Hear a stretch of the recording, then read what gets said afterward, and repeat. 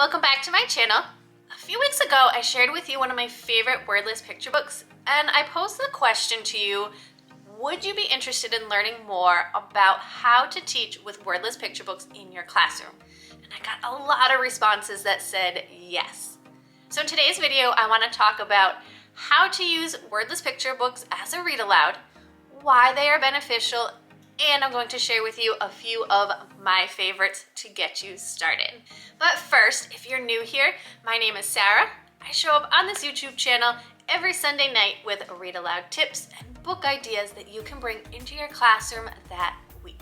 If that sounds like something you're interested in, make sure you give this video a thumbs up and hit that red subscribe button down below. Now, let's talk about wordless picture books.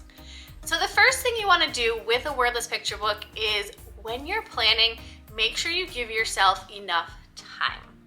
Wordless picture books tend to take longer to discuss and read than a regular picture book will. So always make sure you give yourself a little bit extra time. Then you want to prepare your students, especially if it's the first time you've read a wordless picture book. Let them know that there are going to be no words in this book, that it's all pictures, and that they're gonna need to spend extra time really paying attention to what's going on in each image. This is a little different than the reading that they're used to, so making sure that they're prepared will help them get more out of it. When it's time to start reading, make sure that all of your students can see the book. Everything in a wordless picture book has to do with the images, and if they can't see those pictures, they're not gonna get anything out of it. So really make sure all students can see. If your students still need to be spread apart at this point, a document camera is a great way to make sure that all students can see the pictures in the book as you're going through the story. So then what you're going to start with is a picture walk. You're gonna go through the story with your students, just going through the pictures, showing them the pages, and reminding them to think in their heads of what they think might be going on. We're not going to stop for discussion at this point. Just allow them to look at all the pictures and kind of come up with ideas in their mind. Then we're gonna go back and we're going to reread the book much slower this time. We're gonna go page by page and have a classroom discussion on each page, talking about what they think might be happening. What's going on in the story? If there were words, what would they say? What do they notice? What do they wonder? It's great if you have questions prepared ahead of time that you can prompt them with to really get that discussion going and moving and getting students to pay attention to those little details. After that, you could have your students tell the story, and this can be done in a couple different ways.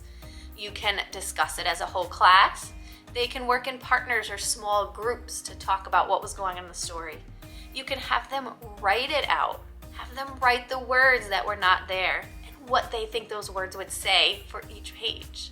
Then, as a class, come back together and share your different interpretations of the story. Because even though everyone saw the same pictures, they have different ideas in their minds of what was going on. It's always so fun to see what different kids come up with because they're so creative. And one great thing to do at the end is to look up the book summary, whether it's on the inside flap of the book or the back cover, or you could even find summaries online. And as a class, talk about how their interpretations were similar or different from the author's purpose of the book. It's always interesting to see how those are different or how some parts might be the same. So those are all the steps to going through a wordless picture book with your class. If you've never done one before, your students will be so invested and engaged in this different type of reading that you may have not done before. And you might be thinking, why do a wordless picture book read aloud in the classroom? There are so many benefits to doing read alouds with wordless picture books. It supports visual literacy skills. It helps students understand and identify story elements. It really deepens their inferencing skills. It really builds confidence and interest for those struggling readers in your classroom. Promotes creativity and imagination. You can use these books to practice retelling and writing and using those critical thinking skills. These are all just some of the amazing benefits of wordless picture books in your classroom. And now I want to share with you some of my favorite wordless picture books. There's so many to choose from out there. These are just a couple that I pulled, but definitely let me know your favorite wordless picture book in the comments below. The first wordless picture book that I have is called Journey. And in this story, a young, lonely girl draws a magical door. And through this magical door, she escapes to a world of wonder, adventure, and even some danger. This book is part of a trilogy. It also includes the books Quest and Return. So all three are wordless and are great additions to your classroom library. This next one is a wordless picture book for a very popular story. This one is The Lion and the Mouse, and the illustrations in this book are beautiful. Each picture really pulls out the emotions, and your students will be on the edge of their seats to see what will happen next as you go through this story.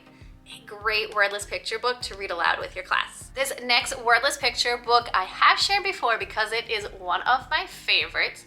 This one is called Flotsam. In this story, a young boy finds a camera washed up on the beach, and as he develops the photos, he sees that this camera has washed up on shore before, and there have been people who have taken photos with it years and years and years and years before. Such an intriguing story, and there's really a lot that goes into this one. Another wordless picture book by the same author as Flotsam is Tuesday. This one has been around for a while, so you may be familiar with it. So many interesting things happen in the illustrations of his books that your students really need to pay attention to all of the details on each page.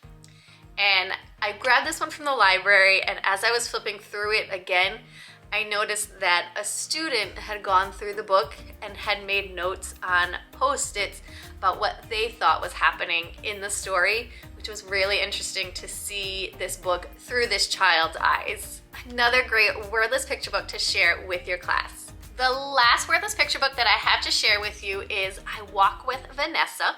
This is a story about a simple act of kindness and how powerful that simple act can be.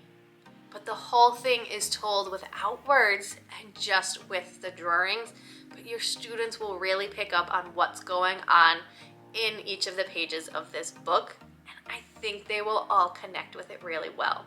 So I asked this earlier, but I really want to know, what is your favorite wordless picture book?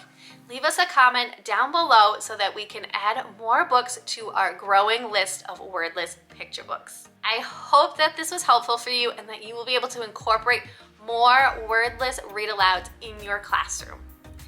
If this video was helpful, give it a thumbs up, hit that red subscribe button down below, and I'll be back next week with more read aloud tips and book ideas that you can take into your classroom right away. Have a great week.